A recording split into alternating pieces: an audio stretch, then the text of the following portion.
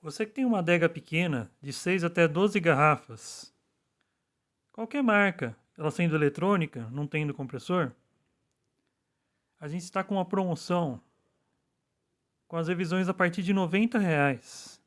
Então, mais do que nunca, ficou muito fácil você reativar seu aparelho.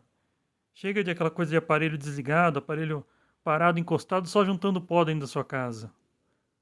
Fale com a gente que a gente vai conseguir o melhor negócio para você voltar a ter seu vinho climatizado.